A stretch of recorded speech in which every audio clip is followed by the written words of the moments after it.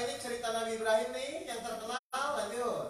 Sesungguhnya dia seorang yang sangat mencintai kebenaran dan seorang nabi. Baik. Ingatlah ketika dia Ibrahim berkata kepada ayahnya, "Wahai ayahku, mengapa engkau menyembah sesuatu yang tidak mendengar?" Lihat, Nabi Ibrahim nasihatin bapaknya, ibu nasihatin anaknya, nasihatin suaminya. Ini kopi pasti ya caranya ya. Jadi Nabi Ibrahim menasihati apa sekarang ini? Bapaknya, tapi dengan sopan santun ya, jangan menggurui ya, itu orang tua ya. Tapi kalau ke anak silakan, tapi hanya menasihati. Terus lanjut. Mengapa engkau menyembah sesuatu yang tidak mendengar, tidak melihat, dan tidak dapat menolongmu sedikit pun? Terus, Wahai ayahku, sungguh telah sampai kepadaku sebagian ilmu yang tidak diberikan kepadamu. Maka ikutilah aku, niscaya aku akan menunjukkan kepadamu jalan yang lurus. Pak, ini tuh bener, Mak, ini tuh salah. Kan kita begitu kan? Ayo ikuti kan? Nah, terus apa? Wahai ayahku, janganlah engkau menyembah setan. Sungguh setan itu durhaka kepada Tuhan yang Maha Pengasih. Terus, Wahai ayahku, aku sungguh khawatir engkau akan ditimpa azab dari Tuhan yang Maha Pengasih sehingga engkau menjadi teman bagi setan. baik, udah nasihatin ya, udah menyampaikan ya. Terus, Dia ayahnya berkata, "Bencikah engkau kepada Tuhan Tuhanku, wahai Ibrahim? Jika engkau tidak berhenti, pasti engkau akan kurajam. nah, Maka tinggalkanlah aku untuk waktu yang lama." mau nggak dinasihatin? Tidak mau ya? Perhatikan Bapak Ibu ini. Dia Ibrahim berkata, "Semoga keselamatan dilimpahkan kepadamu. Aku akan memohonkan ampunan bagimu kepada Tuhanku. Sesungguhnya dia sangat baik kepadaku." Baik. Jadi Nabi Ibrahim bisa merubah bapaknya nggak? Tapi ketika bapaknya tidak mau berubah, Ibrahim kecewa nggak? Kenapa tidak kecewa? Nggak, kenapa Ibrahim tidak kecewa ketika bapaknya tidak mau berubah? Tuh, karena dia sadar tugas dia hanya menyampaikan. Betul ini? Nah, ibu tuh marah nggak ketika anak tidak berubah?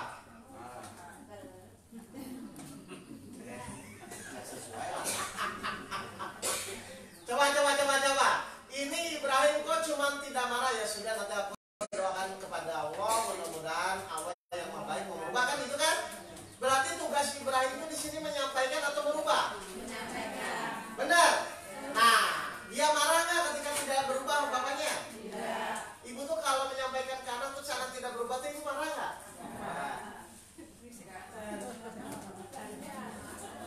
Kenapa seharusnya tidak marah? Karena kewajiban kita hanya selama ini gimana?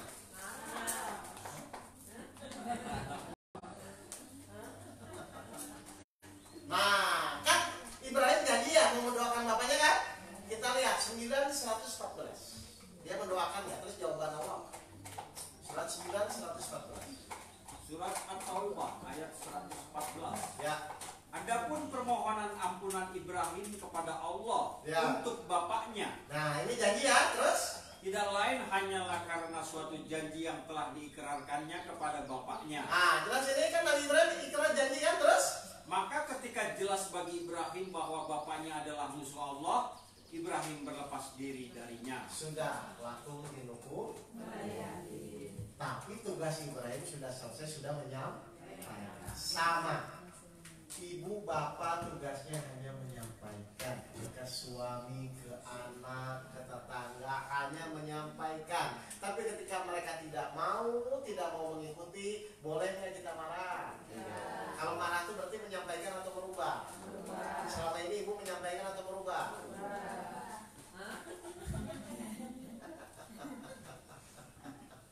Ya udah, kamu jangan begitu. Aku nggak saya pengennya. Saya penting sudah menyampaikan. Mau dengar atau tidak, mau terima tidak terima, bukan urusan kita. Jadi kira-kira hidup kita tuh harusnya ringan-ringan saja atau mumet? Ringan. Berarti orang mumet tuh kenapa? Tidak mengikuti Al-Quran. Ada pertanyaan?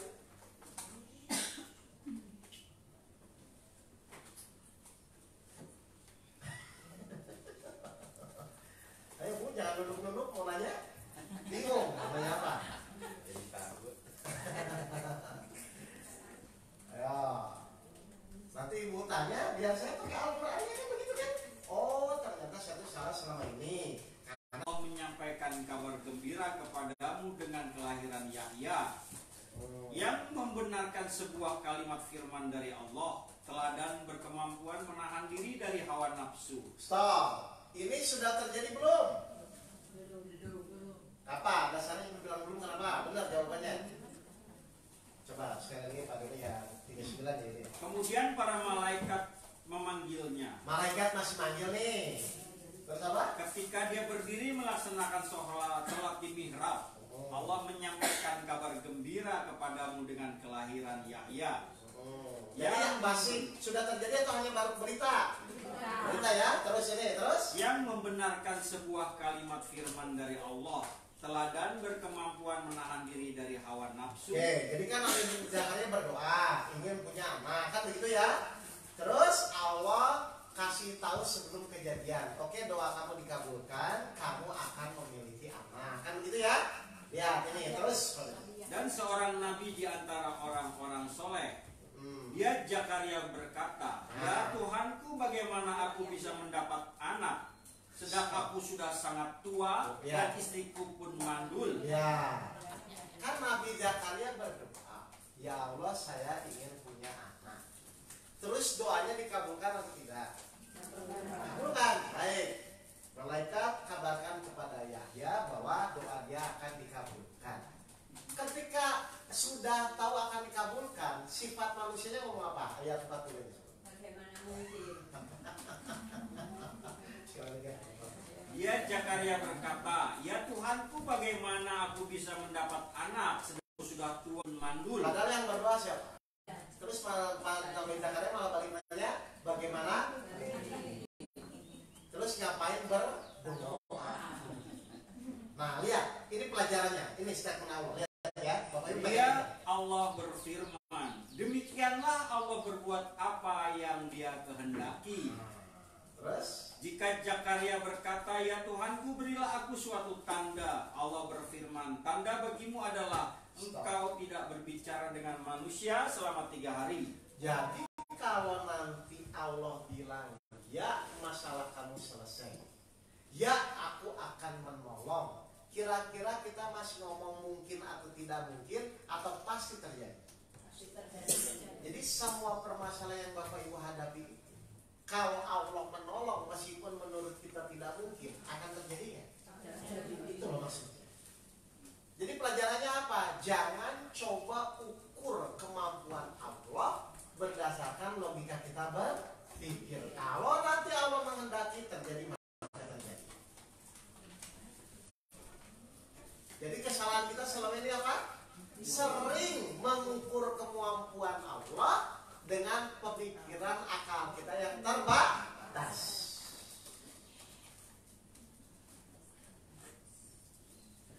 Sering Bu? Itu yang pusing-pusing itu. Jelas ya? Jadi kalau Allah sudah menolong, kalau Allah sudah berkehendak, maka tidak ada yang bisa menahannya, tidak ada yang bisa mencegahnya. Surat 3 ayat 160. 3 ayat 160. Surat Al-Imran ayat 160. Ya. Jika Allah menolong kamu, maka tidak ada yang dapat mengalahkan kamu. Tetapi jika Allah membiarkan kamu tidak memberi pertolongan, maka siapa yang dapat menolongmu setelah itu? Karena itu hendaklah kepada Allah saja orang-orang beriman bertawakal. Baik. Intinya sudah selesai ya, bahwa apapun yang Bapak Ibu pusingkan, kembali lagi kepada keyakinan kita kepada Allah. Apakah Bapak Ibu yakin Allah menolong masalahnya, atau Bapak Ibu ragu-ragu? Mau ragu-ragu mau yakin pun, Ibu Bapak tetap harus menjalani masalah itu. Jadi hidup kita tuh tidak ada pilihan, menjalani dengan yakin atau menjalani dengan ragu-ragu. Mau beriman boleh, mau kafir boleh. Biasanya Ibu pilih yang mana?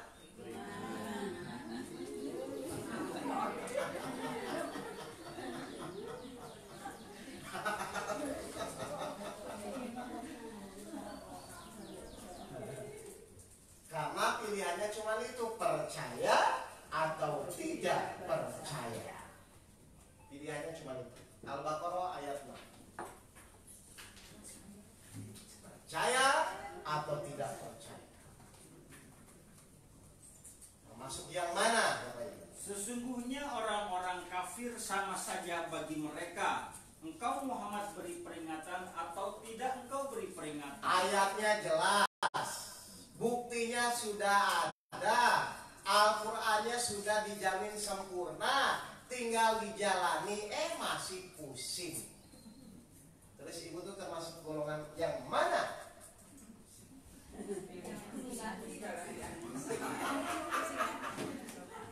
Sudah jelas Allah bilang Allah tidak akan menyalahi janjinya. Allah pasti menolong. Janji Allah itu benar. Setiap masalah yang menimpa Bapak Ibu nanti Allah tolong. Barang siapa taat Allah kasih jalan keluar. Jadi semua janji Allah sudah ada di dalam Al-Quran. Sekarang buktinya janjinya sudah ada, rumusnya sudah ada, tinggal mau percaya atau tidak percaya.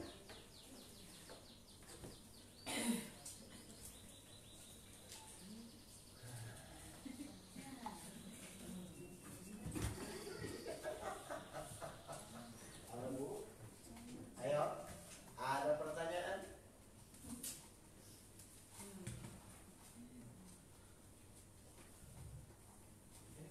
Jadi pada bingung gini nih. Udah ikhlas menerima semua ini? Alhamdulillah. Berarti nanti keluar dari sini tinggal ngapain Bu? Menjalani sampai terbukti bahwa janji Allah itu benar. Makanya di surat 7 ayat 203, silakan Pak Dodi. 7:203.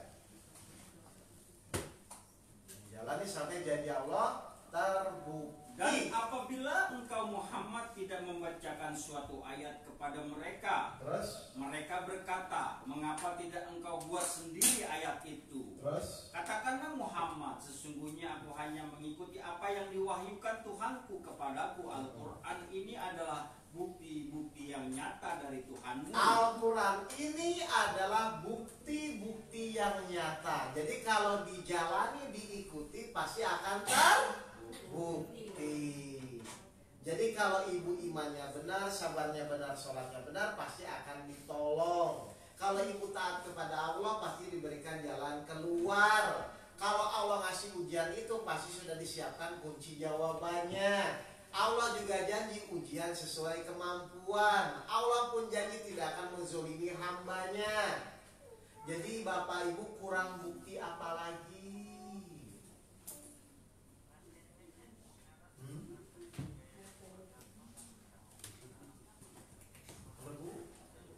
Sudah, kalau kita apa lagi yang mau dibahas? Bukti udah, terus?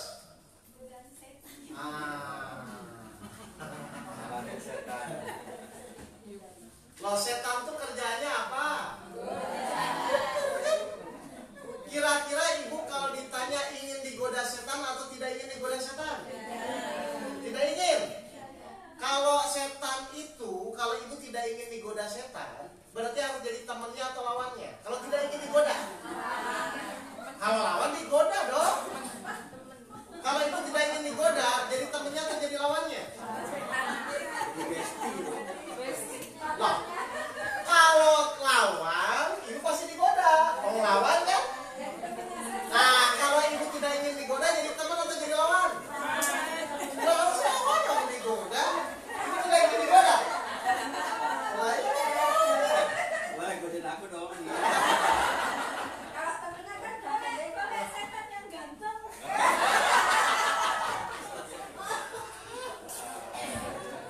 Oh, setannya siapa setan tuh? 6 112 setan itu siapa setan? 6 112. Banyak pun setan ganteng. Dan demikianlah untuk setiap nabi kami menjadikan musuh-musuh yang terdiri dari setan-setan manusia dan jin. Setan itu siapa? Manusia dan jin yang dikuasai iblis. Berarti orang ganteng itu siapa? Setan. Makanya jangan cari suami yang setannya banyak. Oh, Ini kan digoda. Siapa yang dikatain setan ganteng? maaf apa harus bercanda daripada ibu bingung mau nanya apa. punya aja untung ya tadi. Apalagi punya. Apalagi punya. Karena memang kalau setan ganteng itu banyak godaannya. Ya cari yang soleh aja lah Bu. Makanya lihat dulu KTP-nya namanya siapa.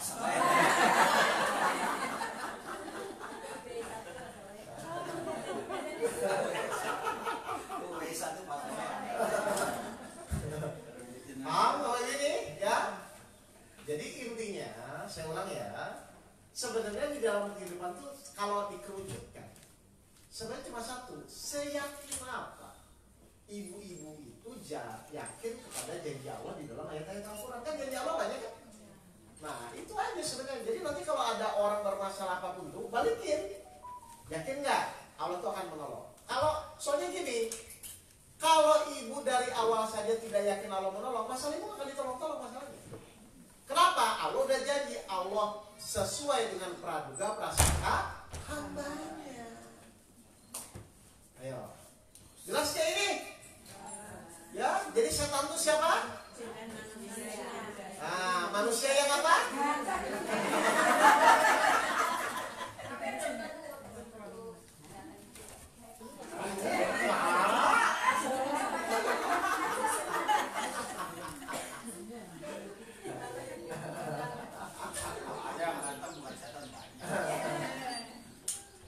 Enggak, cuma memang kalau ganteng itu lebih banyak tergoda oleh setannya banyak.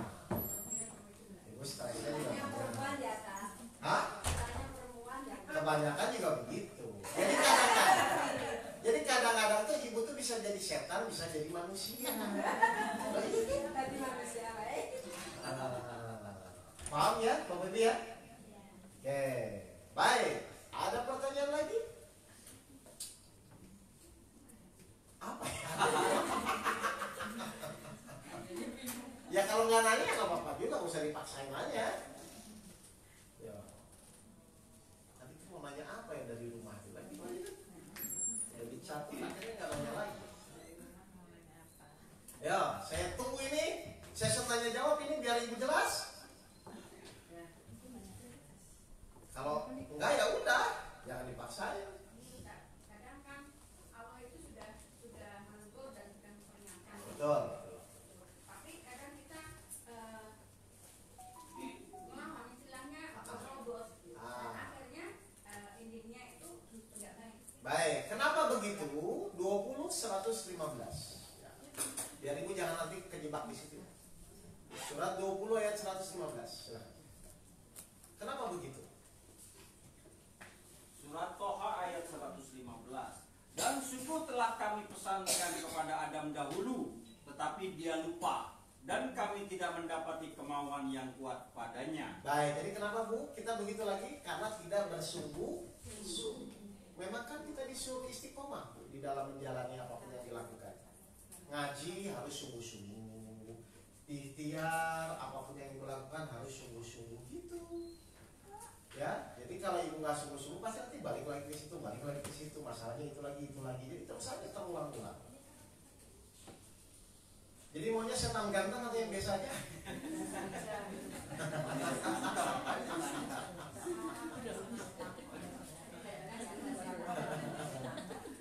Jelas ya Bapak Ibu ya, tapi hati-hati. Pokoknya intinya satu ya, kalau saya sekarang yang saya jalan itu sekarang sederhanakan cara berpikiran. Ya. Pokoknya sekarang ada masalah ya udah kata Allah terima, ya udah jalan-jalani gitu loh. Ya ibu nasihat ya kasih nasihat aja. Pokoknya ibu sederhanakan aja, nggak usah mikir jauh-jauh. Karena kalau ibu mikir jauh-jauh, setan menangkap lagi nanti. Nanti bagaimana tuh disitu tangkap. Coba ya kita lihat ya surat 4 ayat 120.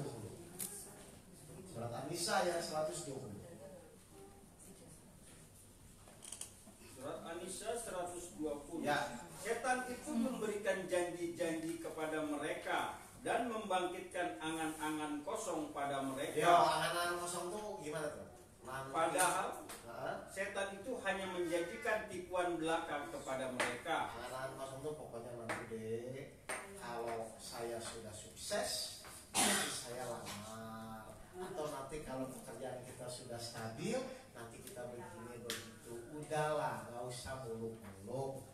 Pokoknya jalani, niatkan lulus karena Allah, sudah. Karena kalau tidak begitu nanti kecewa ketika janji itu tidak terwujud. Nah, jadi kalau sudah banyak terlalu berangan-angan itu setannya makin banyak pokoknya. Ya. Dan ternyata itu hanya tipu daya setan supaya Bapak Ibu terjebak. Kita lihat, benar nggak? Kalau sudah diangan-angankan itu tertipu. Surat 7 ayat 20. Silakan. Perhatikan. Ini cara setan menggoda kita. 7 ayat 20. Kemudian setan membisikkan pikiran jahat kepada mereka, Kepada Adam dan Hawa, agar menampakkan aurat mereka yang selama ini tertutup. terus Dan setan berkata, Tuhanmu hanya melarang kamu berdua mendekati pohon ini, kenapa nggak boleh makan uldi? Kata setan ya. agar kamu berdua tidak menjadi malaikat atau tidak menjadi orang yang kekal dalam surga. Ini omongannya tuh benar atau salah? Kenapa salah? Jebakan kan? Ngerti? Jadi kalau setan mau menggoda kita pasti dijebak. Ayo, nanti rumah kamu disita, nanti anak kamu nggak makan, nanti kalau kamu nggak kerja kamu nanti makan apa, nanti usaha kamu bangkrut. Sering nggak ibu ditakut-takutin? Sering. Berarti sering dijebak setan. Biasanya berhasil atau gagal?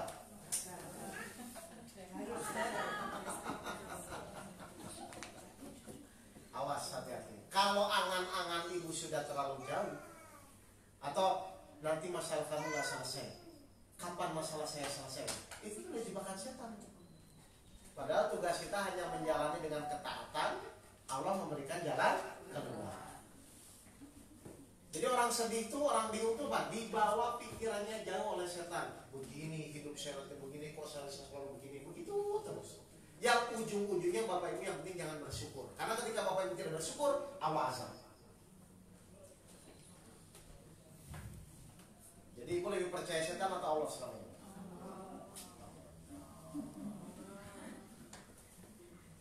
Jelas Bu? Jadi mau setan ganteng, setan jelek pun, yang penting niat Ibu lurus harus karena Allah saja. Saya nggak tahu apa yang terjadi ke depan, tapi yang saya tahu, saya harus yakin kepada Allah saat menjalani ujian ini. Itu poinnya.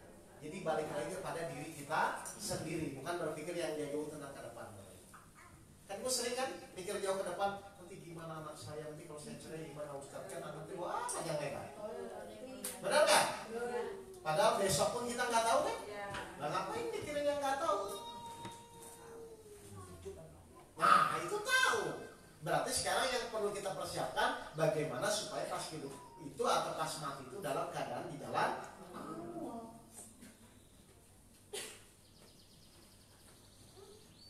Ada pertanyaan?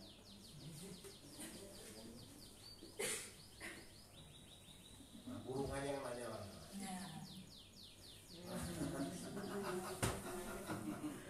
Ya udah, apa lagi nih? Sampai jam berapa ini? Sampai jam 11. Ayo 14 menit lagi saya buka sesi pertanyaan. Kalau tidak saya masuk lagi satu poin lah. Ya, satu poin aja ya. Oke, kita masuk sekarang di surat 12 ayat 20 sampai selanjutnya. Nanti saya stop di tengah-tengah aja kan. Surat Yusuf ayat 20. Surat Yusuf ayat 20. Ya. Dan mereka menjualnya Yusuf dengan harga rendah, Baik. yaitu beberapa dirham saja, sebab mereka tidak tertarik kepadanya. Baik. Ini Yusuf itu setelah ditenggelamkan oleh saudara-saudaranya di sumur itu, ya, keambil oleh seorang pedagang, terus dia dijual Pak Bu, ya, jadi budak ya. Nah terus. Dan orang dari Mesir yang membelinya berkata kepada istrinya, berikanlah kepadanya tempat dan layanan yang baik. Mudah-mudahan dia bermanfaat bagi kita. Baik. Atau kita pungut dia sebagai anak. Nah Nabi Yusuf akhirnya dibeli oleh seorang penjual Mesir ya. Baik, terus. Dan demikianlah kami memberikan kedudukan yang baik kepada Yusuf di negeri Mesir, dan agar kami ajarkan kepadanya takwil mimpi. Hidayah Nabi Yusuf salah satunya adalah bisa memaklumkan mimpi. Gitu ya. Jadi kalau Allah mau mengangkat derajat, meskipun saat itu waktu itu Nabi Yusuf jadi seorang budak, kalau mau Allah angkat derajatnya maka dia terangkat derajatnya. Ya. Jadi ibu nggak usah merasa rendah diri ya. Kalau Allah angkat derajatnya, derajatnya. Mau single atau double, pola-pola derajatnya diangkat. Mengerti ini? Paham? Oke, terus. Dan Allah berkuasa terhadap urusannya, tetapi kebanyakan manusia tidak mengerti. Nah, jadi yang berkuasa itu nanti yang menentukan segala sesuatu bukan manusia, bukan keputusan manusia, tapi kembali kepada Allah. Paham ya? Terus. Dan ketika telah cukup dewasa, kami berikan kepadanya hikmah dan ilmu. Demikianlah kami memberi balasan kepada orang-orang yang berbuat baik. Baik, ingat ya.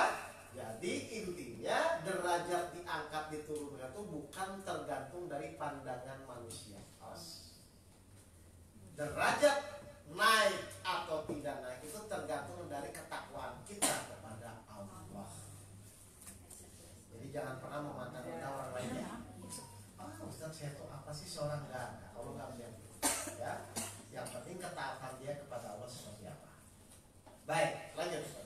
Dan perempuan yang dia Yusuf tinggal di rumahnya menggoda dirinya. Nah, kenapa digoda? Ganteng. Ini bukan setan ini Nabi ya. Ganteng. Terus? Dan dia menutup pintu-pintu lalu berkata, marilah mendekat kepadaku. Yusuf berkata, aku berlindung kepada Allah. Sungguh Tuanku telah memperlakukan aku dengan baik. Sesungguhnya orang yang zalim itu tidak akan beruntung. Nah, ini digoda Bapak Ibu. Ngerti ya? Kalau saya mungkin nggak tahu. Untung Nabi Yusuf. Ya kan? Imannya jauh lah. Soalnya kan Zuleha cantik gitu kan? Istri ya. Oke, terus? Dan sungguh perempuan itu telah berkehendak kepadanya Yusuf. Dan Yusuf pun berkehendaki kepadanya sekiranya dia tidak melihat tanda dari Tuhannya. Stop. Nabi Yusuf pun sebenarnya pengen nggak? Pengen. Tapi dilindungi nggak? Nah, mudah-mudahan sebagai laki-laki kita dilindungi oleh Allah. Amin. Istri saya nungguin di rumah. Di rumah berdoa terus.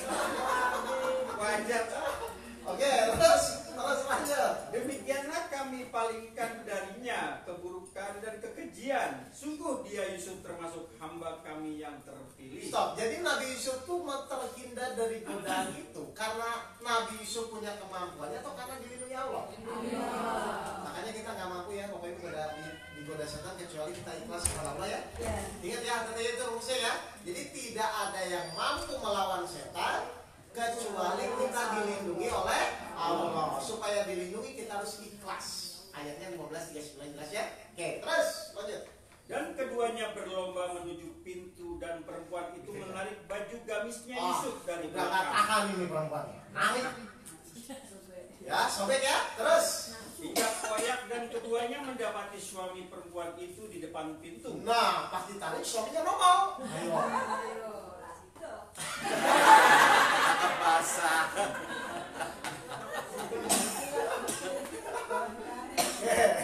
Terus. Dia perempuan itu berkata, apakah balasan terhadap orang yang bermaksud buruk terhadap istrimu? Lihat fitnah. Selain dipenjarakan. Jadi fitnah itu udah ada dari dulu belum?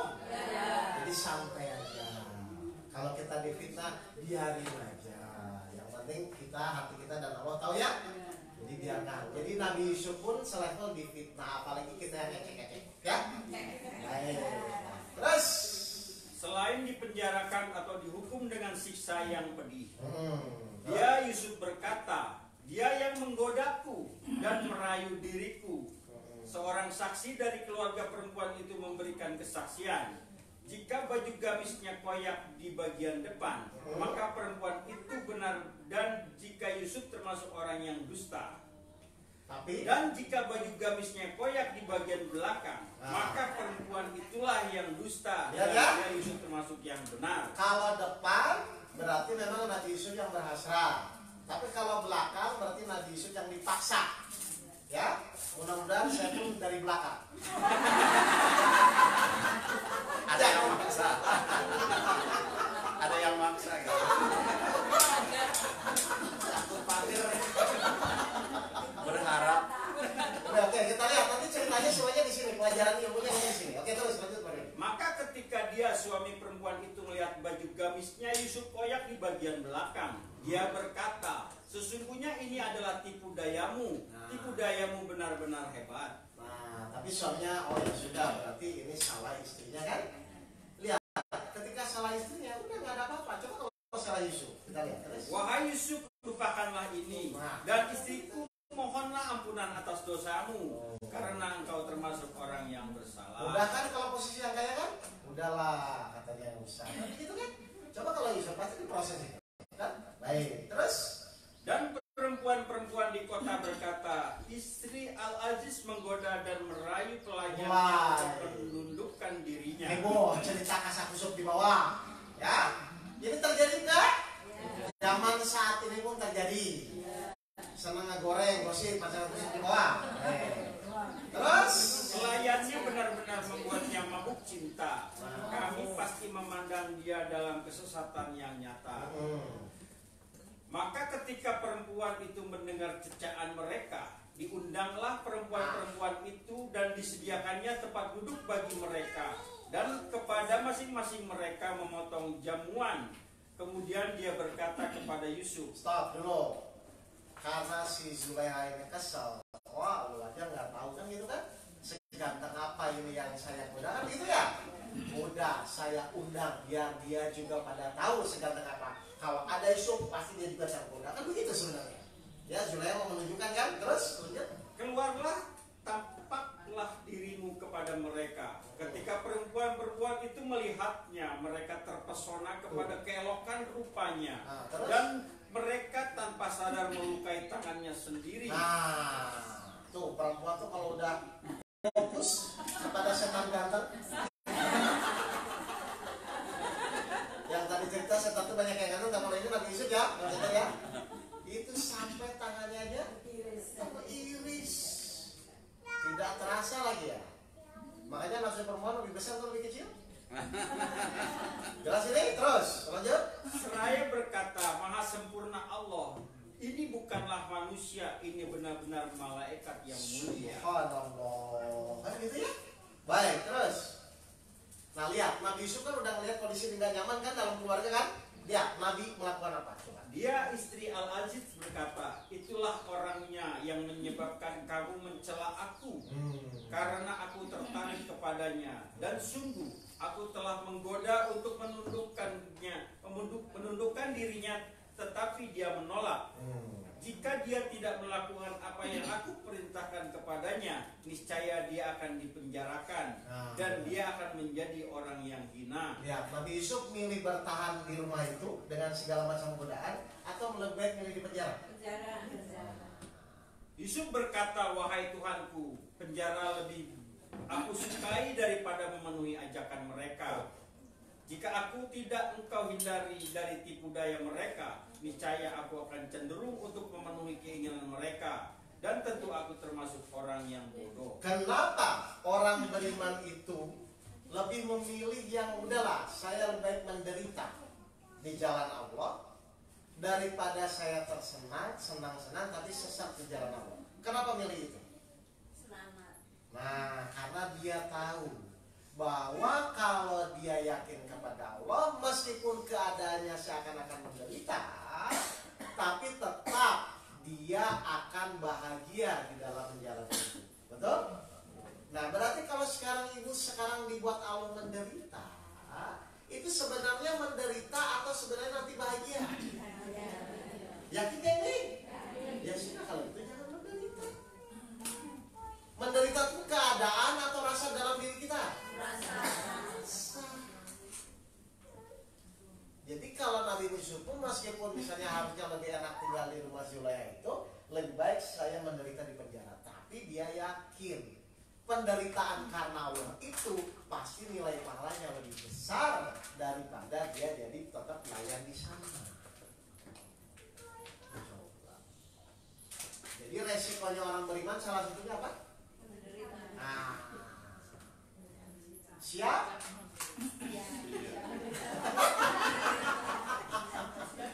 Surat Al-Baqarah 155.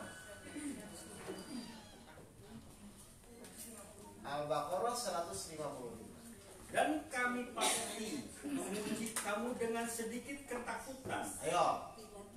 kelaparan, kekurangan harta jiwa dan buah-buahan, dan sampaikanlah kabar gembira kepada orang-orang yang sabar. Berarti solusinya apa? Sabar itu berarti salah satu ciri orang yang beriman. Berarti kalau ibu nggak sabar, beriman atau kurang beriman? Satu lagi Al-Baqarah 214.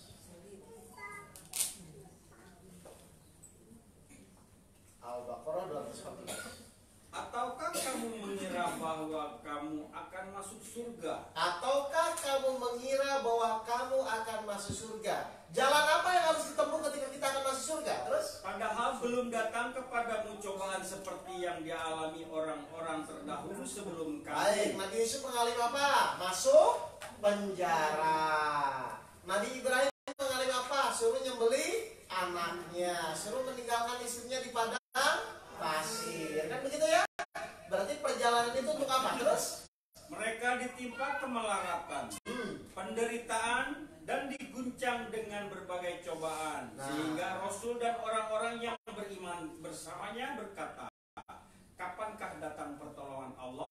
Jadi kalau Bapak Ibu ingin masuk surga, berarti harus melewati jalan apa tadi? Ujian apa? Penderitaan, kemelaratan. Jadi kalau nanti dapat itu masalah atau enggak apa-apa?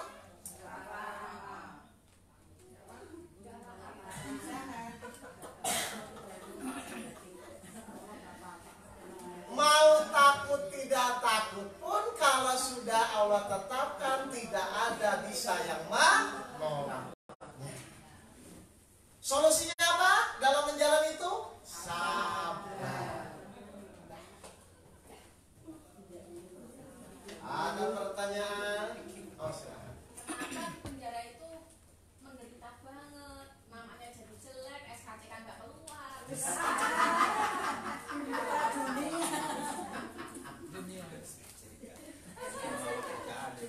Oh enggak Bu, ini kan nanti Allah kan setiap ujian tuh ada waktunya nggak? Ada. Ada, cuman diuji sebentar, balik lagi yang tadi berarti. Tadi 12 ayat apa terakhir? Panjang soalnya itu ayat. Itu kan belum selesai Bu, nggak hanya sekadar penjara, nanti kan diangkat lagi jadi menteri. Jadi cuma begitu turun naik fluktuatif. Surat Yusuf ayat berapa terakhir?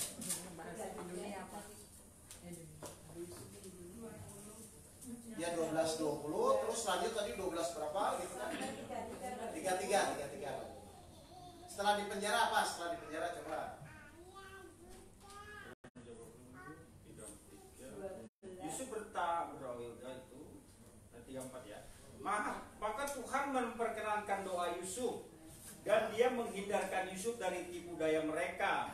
Dialah yang maha mendengar, maha mengetahui. Jadi di penjara itu supaya Nabi Yusuf menderita atau dihindarkan dari tipu daya keluarga itu? Tapi kalau dia nggak yakin, dia kan seakan-akan jadi menderita kan? Padahal maksud Allah tuh baik supaya dia terhindar dari godaannya Bu. Tapi biasanya orang tuh sadar atau tidak sadar kalau dibuat begitu tuh? Tidak sadar. Akhirnya kenapa Allah begini kepada Allah begitu kan? Padahal sebenarnya tidak ada niat Allah untuk menzalimi hambanya ya. Terus bagaimana? Kemudian timbul pikiran pada mereka setelah melihat tanda-tanda kebenaran Yusuf bahwa mereka harus memenjarakannya sampai waktu tertentu. Jadi ini penderitaan atau Yusuf harus menjalani ujian. Tapi tetap ada waktunya. Lanjut aja langsung ke jadi menteri itu Pak. Setelah menaklukkan mimpi dan lain raja bermimpi 7 sapi, 7 itu, 7 kemarau. Setelah itu tapi diangkat ya, akhirnya raja memanggil. Jadi Allah tuh buat rekayasa, bukan rekayasa ya. Pokoknya perjalanan proses ujian itu tenang saja. Semenderita apapun Bu, ya kalau memang itu ujian, pasti hasil akhir pasti bahagia. Nah, ya, karena semua harus menjalani. Toh ibu bahagia menderita pun tetap harus menjalani. Jelas? Jadi ibu ingin bahagia atau menderita? Caranya supaya bahagia berarti lewat bagaimana ibu bisa tahu rasa bahagia kalau tidak diawali dari penderitaan? Jadi ibu mau sabar atau mau cepat selesai? Sabar.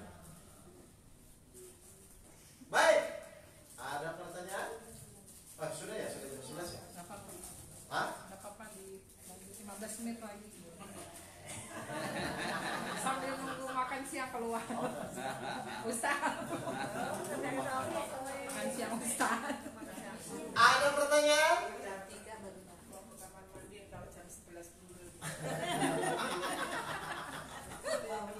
Aku nanya. Silakan. Ini Ustaz tadi kan Allah ngasih petunjuk tuh di luar akal pikiran manusia. Ya. Nah, gimana caranya kita mengetahui itu petunjuk atau itu Baik, gini aja. Kalau ibu nanti mendapatkan suatu anggaplah mimpi ilham, terus ibu jalani.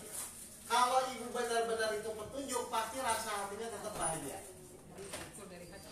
Tapi kalau misalnya mengikuti hawa nafsunya, pasti ibu menderita. Jadi yang membedakan itu petunjuk atau hawa nafsunya itu rasa yang Allah berikan. Ya, kalau memang itu petunjuk dari Allah, pasti ibu tetap menjalannya tetap bahagia. Mau sendiri, mau berdua, tetap bahagia. Berdua bahagia, sendiri bahagia. Ya silakan, sendiri bahagia tetap dulunya bahagia. Karena rasa itu Allah yang ngatur ya, bahagia dan menderita itu Allah yang ngatur. Kalau ingin bahagia harus menjalani petunjuk. Seperti ibu sholat di Al-Fatihah, tunjukilah kami jalan yang lurus. Jalan yang lurus itu berarti mengikuti Pak.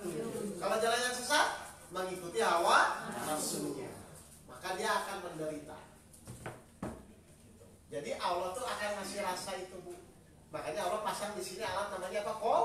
Kolbu, mengontrol kita tuh ini tuh menjalani petunjuk atau hawa nafsunya. Karena ketika menjalani petunjuk pasti hatinya bahagia tetap. Nggak punya uang tetap bahagia. Banyak uang bahagia. Pilih mana? Nggak punya uang bahagia atau banyak uang bahagia?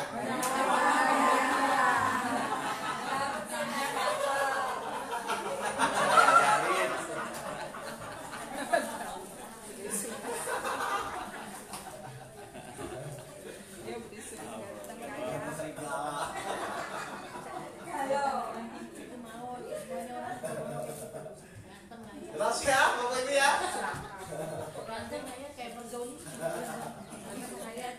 Enggak, pokoknya gini lah Bapak Ibu ya. Gini, biar jelas ya. Pokoknya kalau Bapak Ibu nanti bingung ini petunjuk atau tidak, ya, saya ulang ya. Kalau Bapak Ibu bingung petunjuk atau tidak, sudah lihat saja perintah Allah di ayat awal yang selama ini tidak Allah sampaikan, surat Al-Baqarah 153. Udah cek aja. Beriman, sabar, sholat. Udah itu aja. Daripada ibu bingung, aduh ini gimana? Udah, jalani iman, berarti yakin. Cirinya orang yakin itu udah gak banyak mikir. Lalu jalani sabar. Sabar itu berarti apapun yang terjadi ibu tetap jalan dan terima, gitu kan? Lalu jalani sholat, semakin khusyuk di dalam menjalaninya. Udah begitu aja. Daripada bingung nanti media ini itu kan, fokus aja ke sholat. Tapi mohon maaf nih, saya mau nanya, ibu itu kan udah beberapa kali ngaji ya, kalau saya lihat dari muka-mukanya kan. Ada perubahan nggak sih di dalam menyingkapi permasalahan?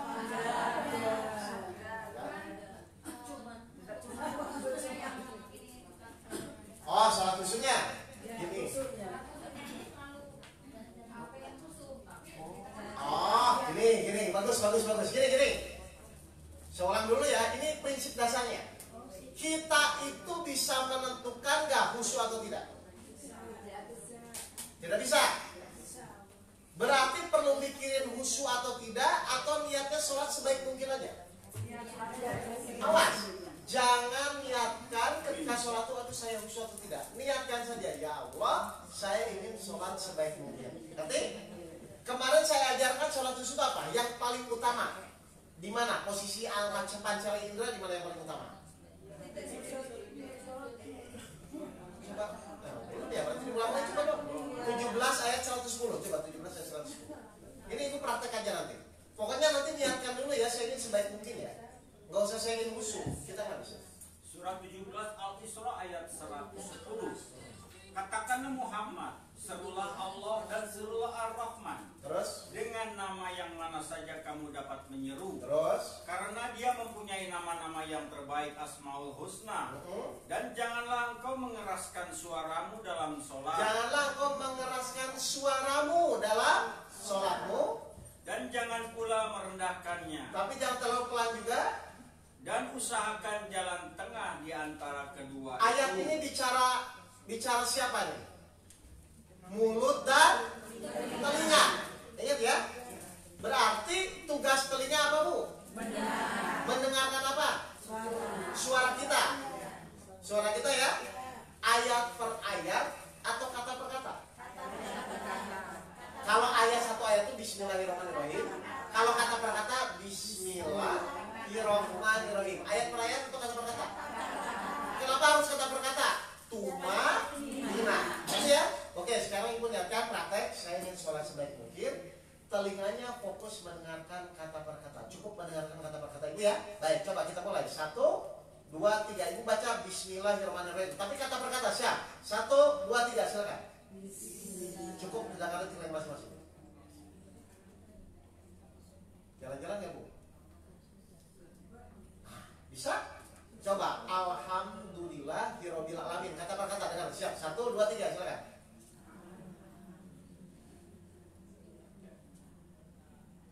Jalan-jalan ya? Iya, itu tadi. Tapi setelah rakaat kedua, Makan mikir lagi. rakaat kedua itu di saat itulah mulai blank. Kita lihat. Ibu mikirin rakaat demi rakaat atau kata per kata? Kenapa jadi mikirin rakaat kedua? Kan ini kata per kata. Pendekkan. Tadi saya bilang pendekkan pikiran. Pokoknya saya mau sholat sebaik mungkin kata per kata. Nggak usah mikirin rakaat 2, ketiga, keempat. Nggak usah. Ya, jalani saat ini saya baca Alhamdulillah. Udah mikir Alhamdulillah. Jalani saat ini saya membaca Ar-Rahman-Ar-Rahim. Udah itu. Makanya kita disuruh tumanina, berhenti sejenak di antara dua ucapan atau dua ayat. Ya, jadi nggak usah mikir rakaat kedua, ketiga. Pokoknya terus misalnya anggaplah rakaat kedua jalan-jalan. Kan kita memang ini sebaik mungkin saja. Berarti saat itu mungkin kita tergesa-gesa lagi, gitu loh. Tumanina lagi. Iya ya. Jadi nggak usah mikir jauh-jauh. Pokoknya aduh saya belum husu. Nggak usah mikir husu tidak husu. Pokoknya saya jalani apa yang saya lakukan. Kan rakaat kedua bisa terjadi karena ada rakaat pertama kan. Jadi mikirnya rakaat pertama saja. Jadi hari ini mikir untuk hari ini ya. Jangan mikir beban hari besok. Bahkan jangan dikumpulin seminggu kemudian. Itu yang terjadi. Nanti bagaimana? Nanti gimana kalau anak saya kuliah? Memang anak ibu sekarang apa? SD. Tapi mikirnya udah kuliah. Ya, pokoknya saya mau sholat semuanya. 1 rakaat ambil udah. Nanti lama-lama baru. Bagus. Baik. Sudah jelas ya? Ya, pasrah. Baik, Bapak Ibu sekalian, terima kasih. Mohon maaf kalau ada kata-kata saya menyinggung Bapak Ibu. Dimaafkan ini. Silakan kalau ada curhat, nggak apa-apa mau curhat sama saya ada masalah. Bukan saya menolak, bukan. Tapi pasti jawabannya sesuai dengan yang saya sampaikan tadi.